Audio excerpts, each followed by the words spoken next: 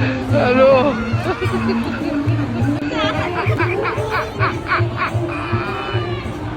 কোন দেশে বসবাস করেন? আজকালকাল দেখা যায় যে সেলসম্যানেরও কি অটাগেরা প্লট। ও সেলসম্যান বরিদিস হকের কথা বলতেছি আর কি। ইতির অটোগ্রাফও লইতে হইছে আরেক নটি। আচ্ছা থাক, উত্তরে নটি না কই, একটু মাথায় সমস্যা আছে। যাই হোক, ইতির এই অটোগ্রাফ লইতে আইছে, আবার ও আরেকজন আইয়া কো দেই কেন সেলফি খিছি। তো এভাবে করে চলতেছে যে কি সেলসম্যানদের প্রমোট। এখন যে সেলসম্যান যে এতটাই প্রভাবশালী হয়ে যায় আমি চিন্তা করে কুল পাই না। তো এতে এই ধরনের সেলসম্যান ওর ভিডিওগুলো লাইভগুলো আপনি দেখবেন, ওর পোশাক নেওয়ার জন্য কেউ আসে না, ওর শরীর প্রদর্শনী দেখার জন্য আসে। তো ও যেভাবে মানে শরীর প্রদর্শন করে সেটা দেখার পরে মানুষ একটু শ্যাম্পু খরচ করবে, এটা স্বাভাবিক নয় কি? তো এতে কিন্তু সেলসম্যান এখন বাংলাদেশের মধ্যে এখন আর রাস্তাঘাটে হাঁটে না, মাথার গাম ফোন দিয়ে ফেলায় না। সেলসম্যানেরা এখন ফেসবুকের ভিতরে হামদাই যায়, ইউটিউবের ভিতরে হামদাই যায়, সেলসম্যানগিরি করে এবং তাদের আবার ফ্যান ফলোয়ারও থাকে।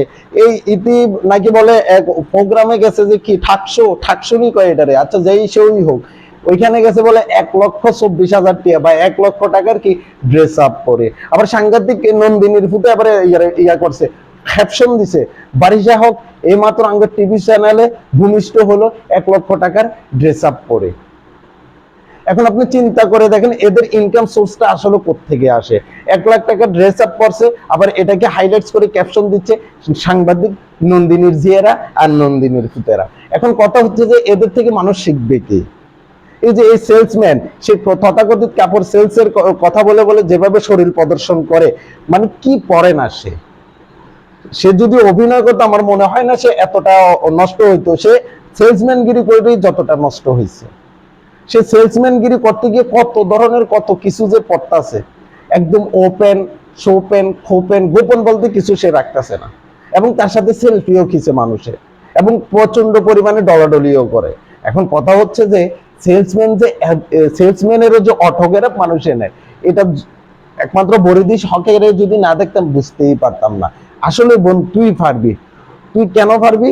কারণ হচ্ছে এই দেশের কিছু সংখ্যক মানুষ আছে আবাল দোচা, যে আবাল দোচারা তোদেরকে ফলো করে এবং তোদের পিছনে সময় ব্যয় করে, এবং কিছু কিছু আবাল দোচাতে এমনও আছে তোদের উপরে ক্রাশ খেয়ে বসে থাকে। ক্রাশ খাই সে বসে থাকে না, সে মাঝে মধ্যে শ্যাম্পুও খরচ করে কি। আবার কিছু আবাল দোচা আছে দেখবি যে তোর মতো সেলসম্যানের অটোগ্রাফ নিতে চায়। কারণ কি? কারণ হচ্ছে যে হিতি তো মনে করতেছে যে তুই সেলসম্যান নও, তুই বিশাল বড় সালাবরাটি। কিন্তু আমরা না বুঝতেছি যে কাপড় বিক্রি করে সে হচ্ছে সেলসম্যান। এক একটা সেলসম্যানের বেতন দেয় যে 20,000 22,000 টাকা। এখন তুই গায়ে পোশাক পরে হাঁটস নাকি বলে 1 লক্ষ টাকার। তো তুই কোন কোয়ালিটির সেলসম্যান? এটা নিয়ে আমি বিশাল কনফিউশনে থাকি।